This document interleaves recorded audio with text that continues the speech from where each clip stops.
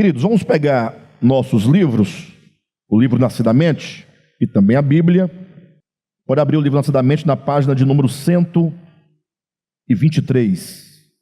Este capítulo, que é o capítulo de número 8, ele traz dois temas, né? A marca do anticristo e o selo de Deus. Isso porque o Apocalipse claramente nos fala de duas marcas, de dois selos, de dois selamentos. É importante que quando nós lemos o Apocalipse, nós atendamos para um aspecto crucial, de que o Apocalipse, dentre outras definições que nós poderemos trazer, ele é o livro das consumações, é o livro da consumação de todas as coisas. Então, no âmbito da revelação de Deus, de Gênesis até o Apocalipse, nós temos aí uma crescente, né? Já houve quem dissesse que em Gênesis nós teríamos como que as sementes das verdades divinas em relação ao homem, e essa semente é como se elas fossem desenvolvendo, crescendo ao longo da Escritura. Isso é uma metáfora, né? Até atingir o Apocalipse, quando nós teríamos ali não somente a frutificação dessas verdades, mas o seu pleno amadurecimento. Ou seja, o que será o Apocalipse, efetivamente falando? Quando acontecerá? Por que acontecerá? Quando se dará o cumprimento pleno do Apocalipse? Ora, quando todas as coisas positivas e negativas, as coisas relacionadas ao pecado e as coisas relacionadas a Deus, quando elas atingirem o seu pleno crescimento e o seu amadurecimento. Aí a ideia é que o Apocalipse seria uma grande colheita, finalizando todo um processo que começou em Gênesis e que tem a sua consumação no Apocalipse. Logo, se nós entendermos essa metáfora, fica fácil de nós compreendermos por que o Apocalipse vai dizer, por exemplo, de duas mulheres, sendo uma prostituta e a outra uma noiva pura, para contrastar duas qualidades de povo, de humanidade, de homens. Por que a Bíblia fala de duas cidades, uma cidade profana, perversa, que é a grande Babilônia, e a outra que é a Nova Jerusalém, a noiva e esposa do Cordeiro? E por que o Apocalipse fala de dois selos, né? Que é a marca da besta, os homens serão selados com o número 666, e o selo de Deus, ok? Em que os homens serão selados também com o selo de Deus. Ou seja, a consumação aponta essas duas possibilidades, esses dois extremos, né? Queremos estender nossas saudações aos irmãos de casa, que parece que agora deu certo. Estão me acompanhando aí, né? Vamos seguindo adiante, tá, queridos? Bem, então é importante nós entendermos que esses aspectos, eles falam de duas edificações. Quando se diz de cidade, porque a Bíblia vai comparar o homem a cidades. A grande Babilônia, que é uma grande cidade perversa, ela representa a humanidade caída no seu pleno estado de rebelião contra Deus. Ao passo que a Nova Jerusalém, uma outra cidade, fala de todos os eleitos de Deus, tanto os do Antigo quanto do Novo Testamento, em pleno estado de glorificação. E por que a Bíblia, ela compara, ou ela representa esses dois grupos de pessoas com cidades? Cidades, né? Porque uma cidade, ela é uma obra de edificação.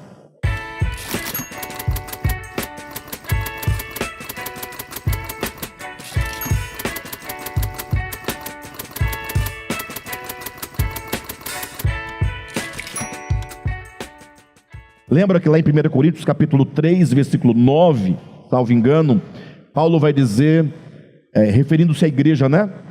Que nós somos cooperadores de Deus, nós os apóstolos, né? E vocês, igrejas, são o edifício de Deus. Paulo vai dizer em Efésios capítulo 2, versículos 22, que todos nós estamos sendo edificados, uma habitação. Então, a ideia de cidade, ela evoca a ideia de edificação. E a palavra edificação, essa ideia de edificar algo, de construir algo, evoca a ideia de formação. Ou seja, o homem ele pode estar sendo formado, isto é, edificado, enquanto grande Babilônia, ou ele pode estar sendo edificado como Nova Jerusalém. É uma formação que se dá no âmbito da consciência humana.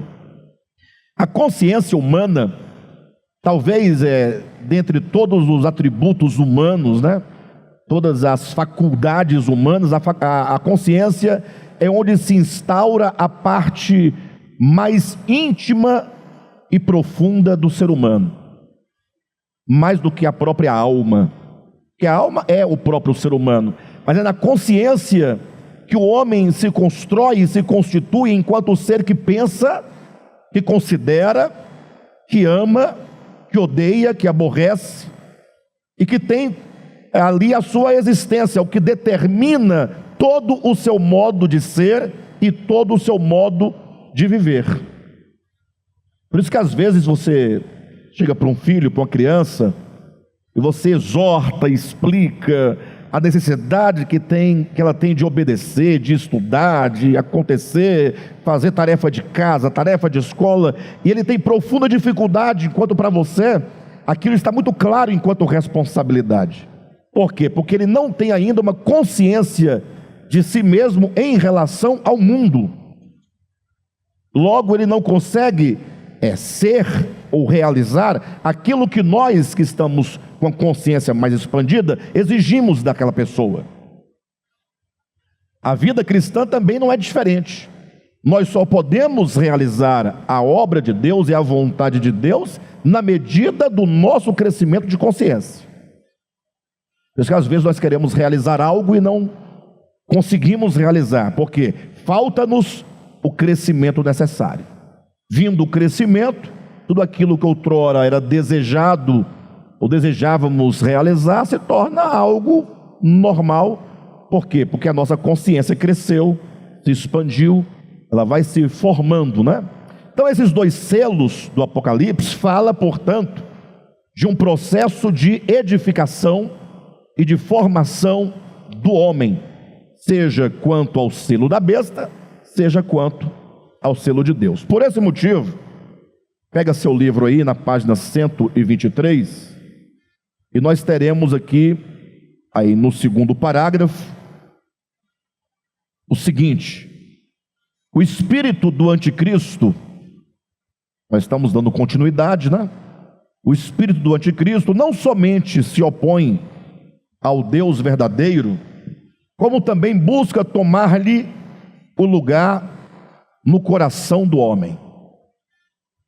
Então veja, o espírito do anticristo é uma disposição não somente anti-Deus, contrária a Deus, mas é um impulso que está constantemente tentando, se firmar e se instaurar dentro do homem no lugar de Deus. Há um texto bíblico bastante interessante que pode ilustrar isso para nós. Seria a experiência de Abraão. Poucas pessoas tocaram no significado real da experiência de Abraão em relação a Isaac. No caso de Deus pedir que Abraão levasse Isaac e oferecesse lá no Monte Moriá. Alguém poderia perguntar, tá, mas por que Deus pediria, né? Por que Deus pediria a Abraão para imolar o seu filho lá no monte? Ele fala, não, para testar a fé. Mas será que Deus precisa de testes? Será que Deus precisa testar algo para saber se a fé é genuína ou não? Porque se Deus é onisciente, logo ele saberia que Abraão entregaria. E sabendo que ele entregaria, por que pedir? Se a fé seria aprovada na antecipação da onisciência divina. Sim ou não? Então, há um motivo porque Deus pede a Abraão para oferecer o filho. E esse motivo não está em Deus, está em Abraão. É em Abraão que acontece a obra que Deus quer realizar com este pedido. Então, imaginem vocês que Abraão era um homem de fé. Foi chamado por Deus para sair de Ur da Caldeia, depois para sair de Harã. E aí começa aquele processo, aquele caminhar de fé. E aí Deus vai tratando com o coração de Abraão. Deus lhe promete um filho, né? Aí Deus tira Abraão, primeiramente, dos seus pais, depois tira Ló. Ele vai tirando os excessos. A caminhada de Abraão, que era uma caminhada de fé, era uma caminhada em que a fé de Abraão ia crescendo e amadurecendo. E esse crescimento da fé e amadurecimento se dá pelo trabalhar de Deus dentro do homem, tirando os excessos, o que é mundano, o que é pecaminoso. É uma caminhada de fé. Quando então Deus deu o filho a Abraão, que foi Isaque, ele já tinha tido o seu filho anterior, que era Ismael, com a escrava, mas Deus não aceitou.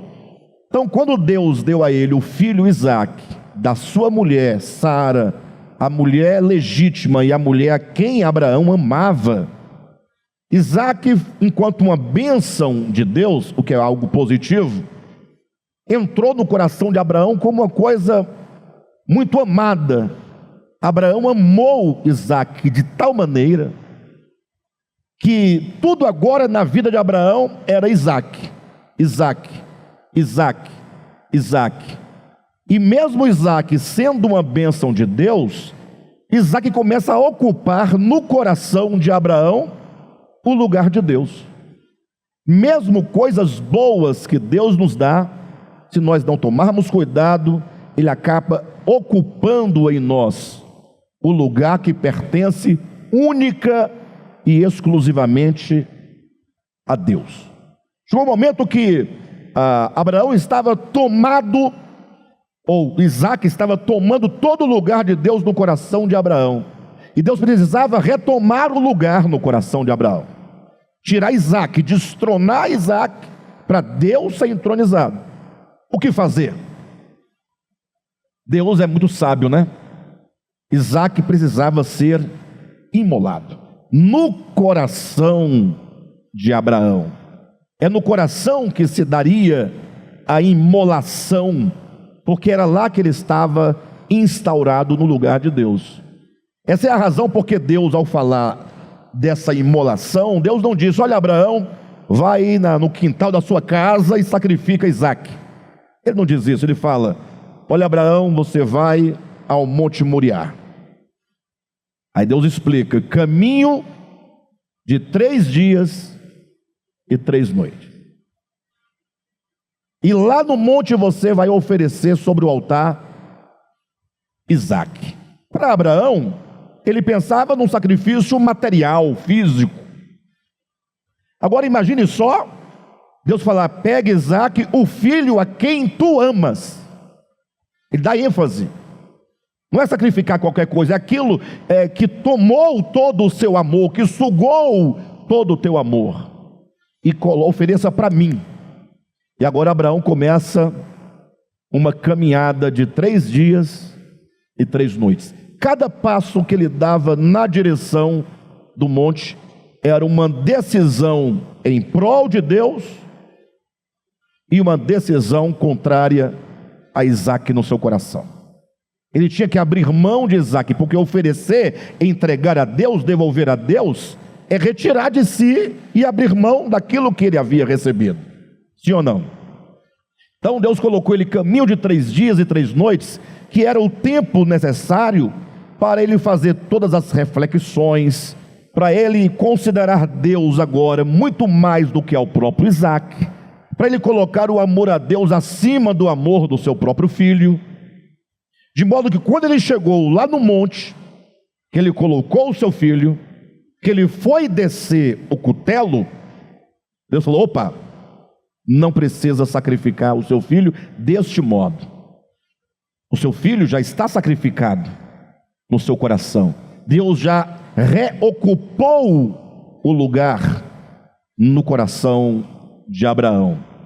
Essa é a razão porque quando Deus fala também aos filhos de Israel, o famoso Shema, Deus fala assim: ouve, ó Israel, o Senhor teu Deus é o único Senhor.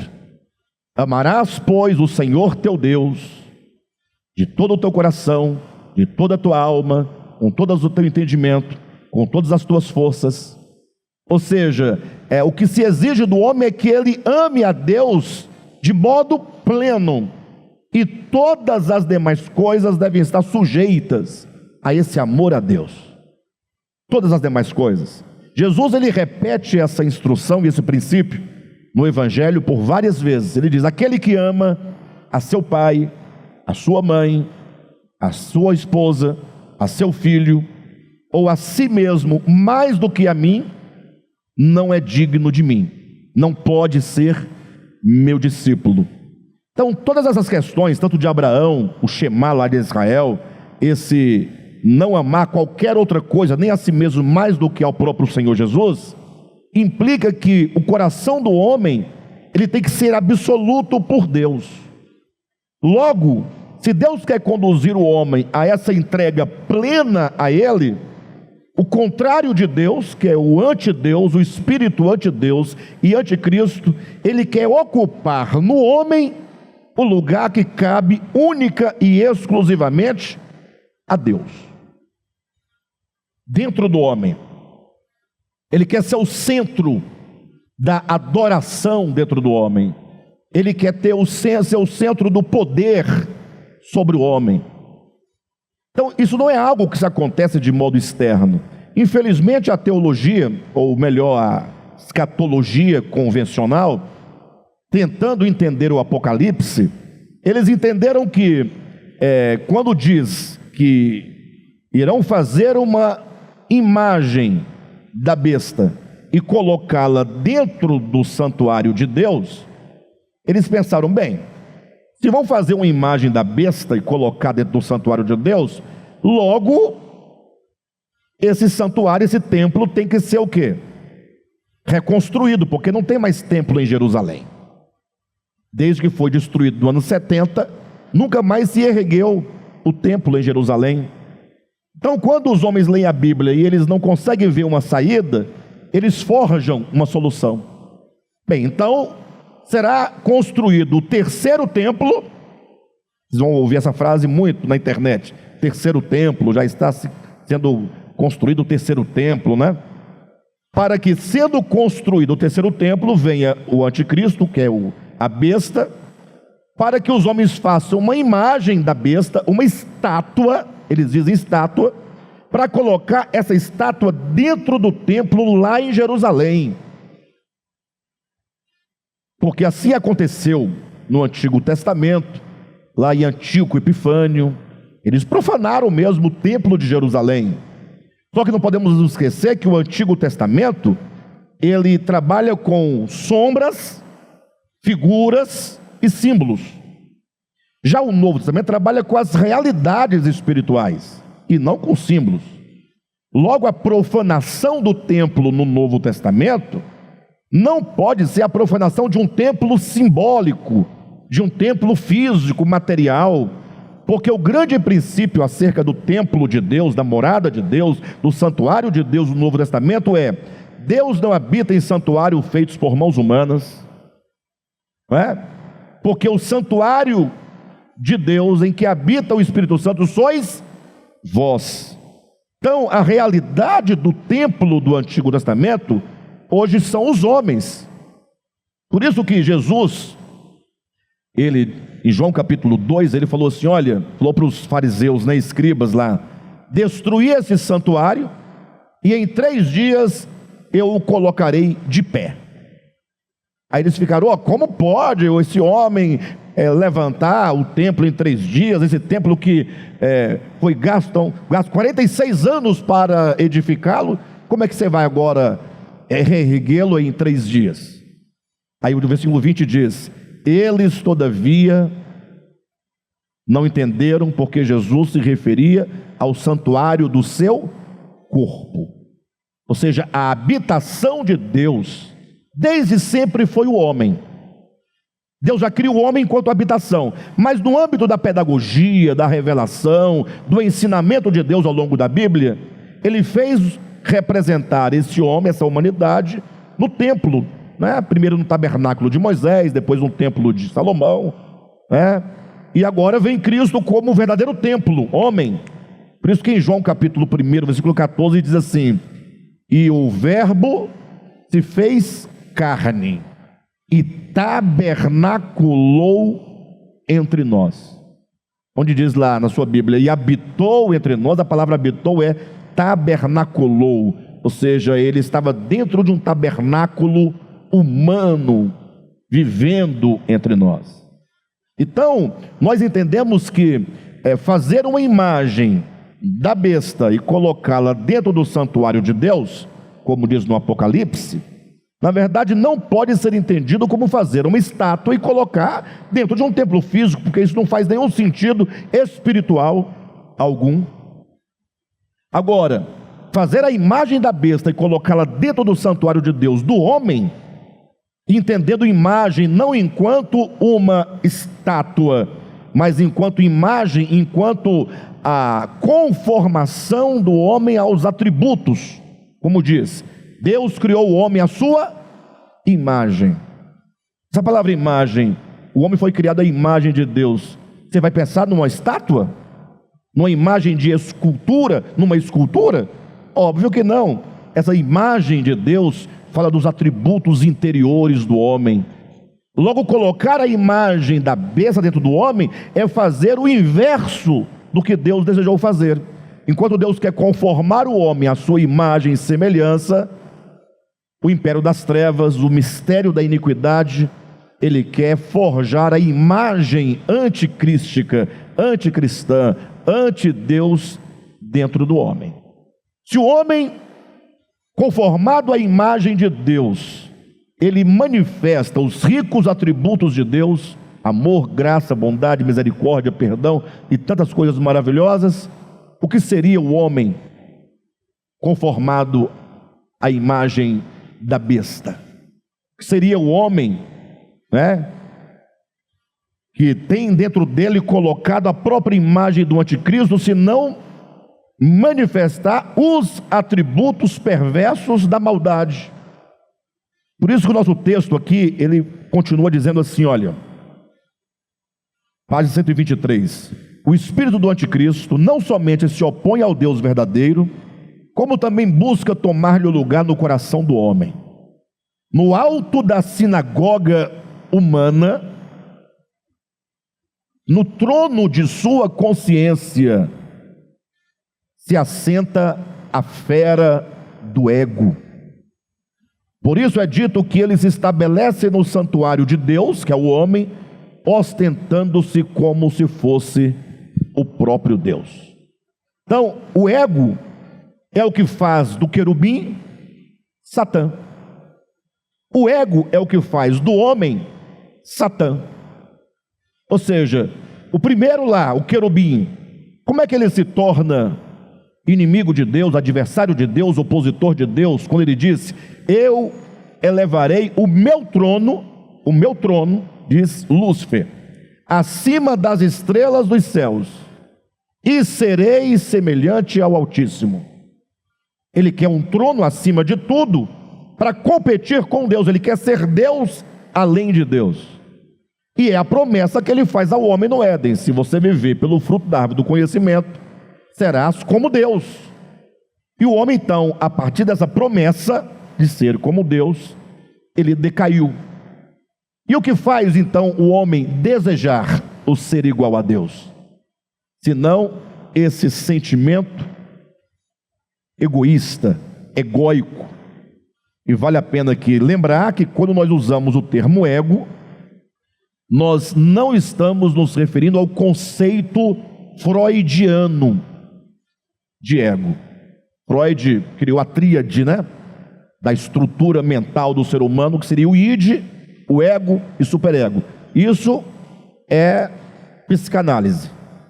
Nada a ver com o sentido de ego que nós estamos colocando. O sentido de ego que nós traduzimos é uma persona, uma pessoa. A palavra pessoa vem do latim persona, que significa máscara. Quando um ator grego, por exemplo, ele ia encenar numa obra dramática, ele colocava uma máscara sobre o rosto, porque ele iria representar uma outra pessoa que não era ele. Então, se ele estivesse com o rosto descoberto, as pessoas olhariam para ele e poderiam confundir a personagem com ele, com o ator.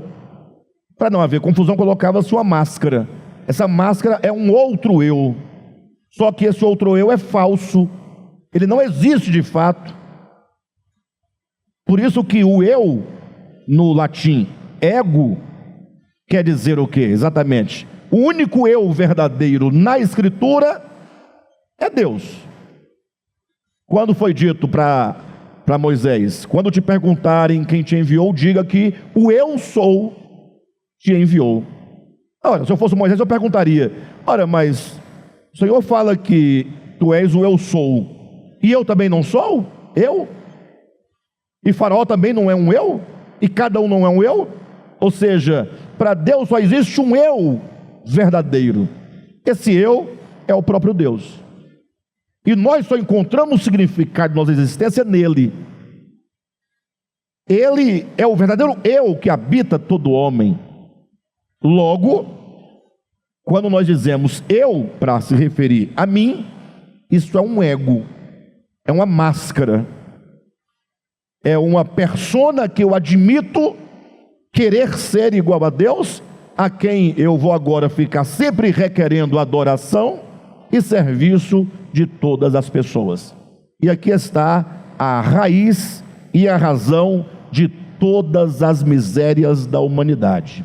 Desde as grandes misérias dos povos, das nações, ao longo da história, quanto às misérias que acontecem em pequena escala dentro do seio familiar. Tudo são misérias humanas.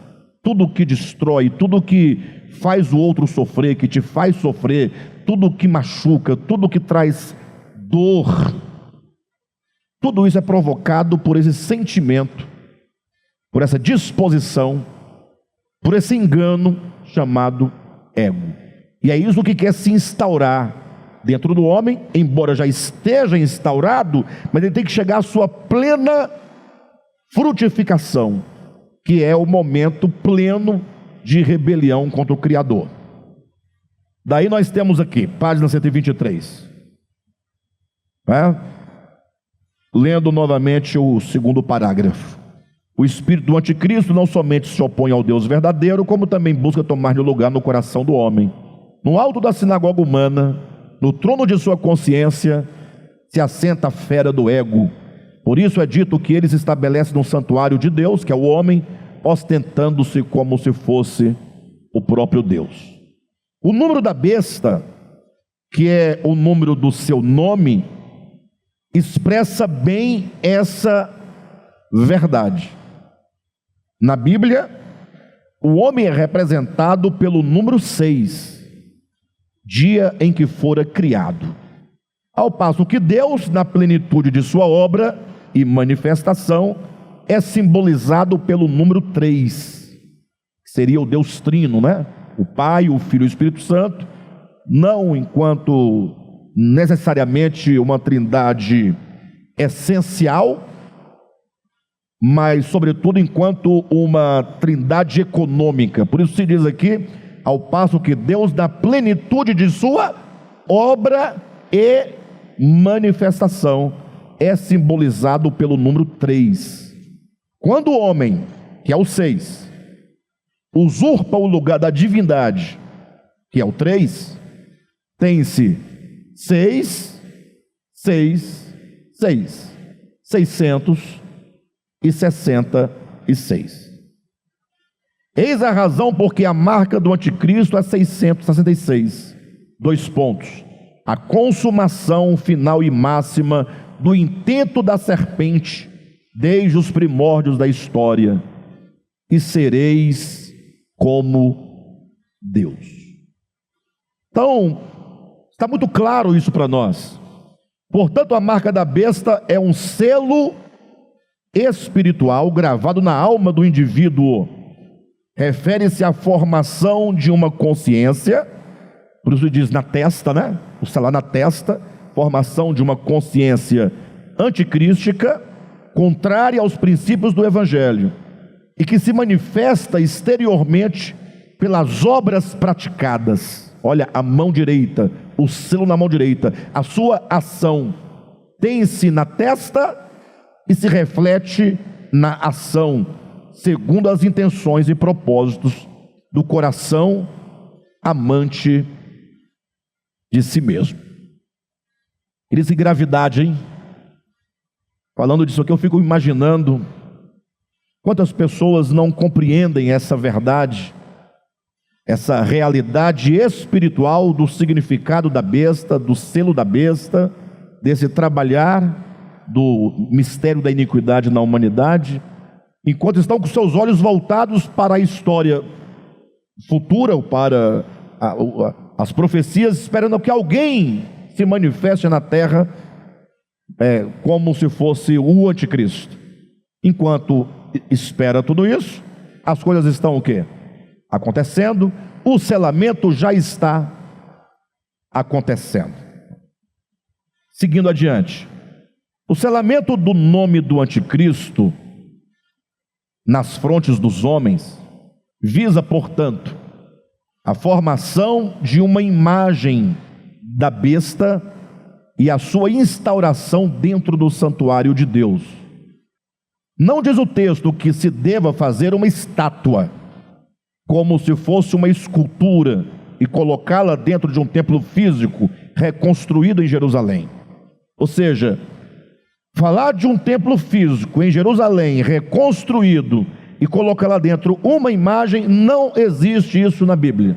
Você pode ler toda a Bíblia, Antigo e Novo Testamento, não existe essa ideia de reconstrução de um novo templo para que isso aconteça.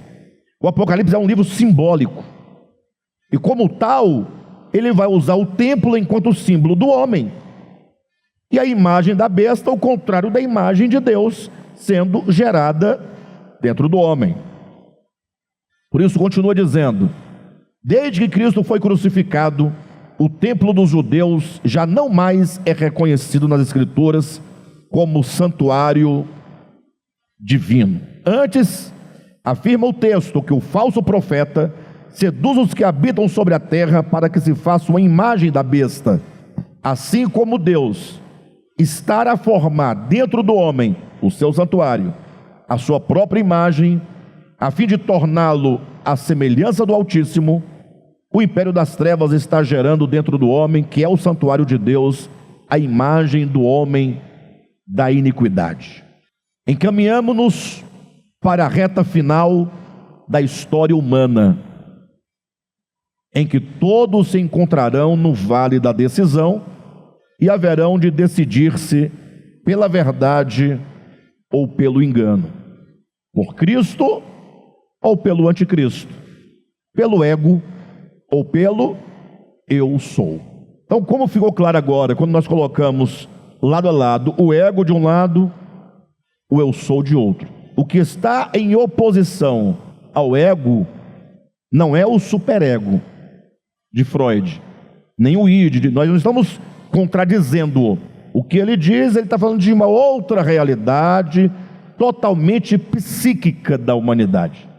Nós estamos usando o termo ego enquanto uma realidade espiritual no âmbito da consciência humana, porque a consciência humana é o aspecto e o lado transcendental do homem, ou seja, vai além das questões físicas, né?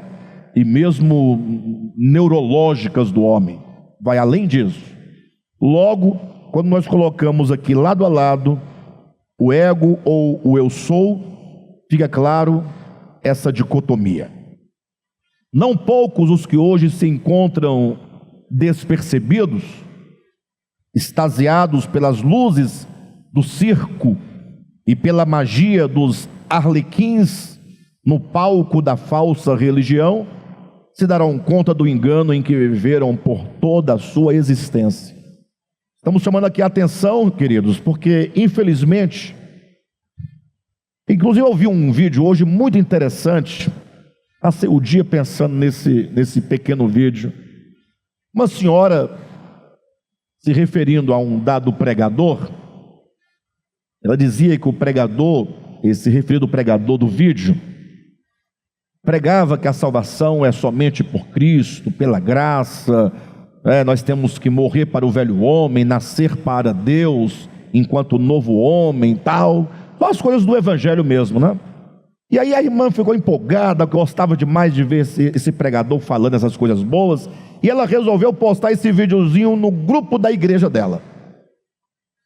Tinha um grupo lá de irmãs, ela postou. Foi ela postar e alguém fala assim para ela, assim, lá no grupo da igreja: minha irmã, olha, esse irmão aí, ele não prega o que nós acreditamos, porque nós somos arminianos, e este homem é calvinista. E aí no videozinho essa irmã fica perguntando, interessante, eu nem sei o que é arminiano, eu só sei que se esse irmão prega aquilo que a nossa igreja não prega e discorda, logo agora eu estou em dúvida da minha igreja, porque tudo que ele prega é o que está na Bíblia. Mas quando ela diz, eu não sei nem o que é ser arminiano, é uma questão muito séria, porque as pessoas, elas se estabelecem em igrejas, elas acabam se convertendo num grupo ou no outro, e não sabem exatamente a origem, não sabe o que se prega, não sabe nada sobre aquele grupo. Ela só ali chegou, foi bem recebida, foi bem acolhida, oraram por ela, uma maravilha, glória a Deus. Tudo tem o seu segmento, né? Como eu dizia aqui no domingo passado, às vezes você se converte num lugar, e aquele lugar te acolhe, te dá o que você precisa para aquele momento. Mas ali, enquanto um aprisco, não é um lugar ideal do ponto de vista de sua permanência. Lembra que Jesus chega, ele entra lá quando ele curou o cego de nascença, e o cego foi expulso do templo, e Jesus faz aquela parábola dizendo do bom pastor, do aprisco, das ovelhas. Ele diz, olha, a ovelha, ela entra pela porta que sou eu, e ela sai pela porta que sou eu, para os pastos verdejantes. Ele fala da necessidade de que em algum momento a ovelha precisa de um aprisco, porque está inverno, não tem pastos, né? Tem muita chuva, está nevando, então a ovelha fica ali guardadinha naquele aprisco, mal cheiroso, sujo, pouca comida, pouca água, apertado, mas é temporariamente. Logo, como Jesus disse, entrará por mim e sairá, e achará pastagem. Logo, em algum momento essa ovelha tem que sair do aprisco. Mas o fato é que muitas pessoas, elas não têm ideia, não têm noção não somente da grandeza do evangelho, mas sobretudo da responsabilidade que nós carregamos na pregação do evangelho, porque lidamos com almas, lidamos com pessoas, com vidas, é o bem mais precioso. Nós não lidamos com dinheiro, nem com cadeiras, nem com coisas, nem com mercadorias, são pessoas. Essas pessoas precisam ser o quê? Dirigidas na verdade, alimentadas na verdade. E aqui tem essa advertência muito séria quando diz, não poucos os que hoje se encontram despercebidos, estamos falando exatamente de cristãos, hein? Se encontram despercebidos, extasiados pelas luzes do circo e pela magia dos arlequins no palco da falsa religião. Só fica envolvida com tantas coisas, com tantos programas. Um dia se darão conta do engano em que viveram por toda a sua existência. As trombetas soarão, anunciando que é chegado o tempo da decisão. E finalmente, perceberão que o humanismo, a ideologia que faz do homem o centro e a razão de tudo, é a religião universal do anticristo, que está sendo imposta a todos os homens. Ou seja, quando se diz aí de uma religião universal do anticristo, não pense que as placas vão cair e que agora vai ter só um segmento. Não, isso é impossível que aconteça. Nenhuma religião abrirá mão dos seus dogmas, dos seus ritos, né? Afinal, a guerra da humanidade se dá muito pela via da religião. Então não tem como você destruir isso. Agora, quando se pensa que a despeito de quantas religiões haja, quantas placas haja, quantos credos possam haver, se houver uma única base na qual todas se alicerçam e todas se edificam, no caso, o humanismo, fazer do homem o centro de todas as coisas. Daí não importa se você prega o evangelho ou um evangelho distorcido, no sentido de que o evangelho seria para beneficiar o homem, para que ele se realize enquanto homem, enquanto Deus se torna apenas um objeto, uma ponte, mediante o qual o homem alcança seus ideais. Não importa. Se você usa de qualquer outro artifício religioso, de orações, de práticas religiosas, se no final está o homem, está o ego, mesmo em nome de Deus, certamente isso é o humanismo, a religião universal do anticristo, que está sendo imposta a todos os homens. Aqui está a perseverança e a fidelidade dos santos. Queridos, o DEVAP tem trabalhado nesse sentido, não é? De abrir o nosso entendimento sobre essa questão espiritual dessa edificação. Chegamos aqui na página 125, nas 3 estrelinhas. A partir daqui nós vamos falar acerca do outro selo que diz o Apocalipse, que é o selo de Deus. Tá bom? Então até o final desse capítulo nós vamos tratar acerca do selo de Deus, como que o Espírito Santo está trabalhando para selar os servos de Deus, selar na testa dos homens o nome do Pai e o nome do Cordeiro. Até aqui nós falamos sobre o ego sendo trabalhado dentro do homem. A partir de então vamos falar de como agora esse ego é destronado, como ele é destruído e como agora o Espírito Santo trabalha edificando dentro do homem, forjando a sua imagem, a sua própria semelhança. Numa outra linguagem, como Paulo vai dizer aos Filipenses capítulo 4, salvo engano, versículo 19, até que Cristo seja formado em vós. É atrás desse selamento, o selo de Deus, que nós estamos em busca. Tá bom? Já estamos um pouco adiantados, não temos como entrar no selo de Deus hoje. Se entrarmos, nós não teremos como concluir. Então, venham na próxima semana, na próxima quarta-feira, e vamos seguir adiante, falando então sobre o selo de Deus. Amém?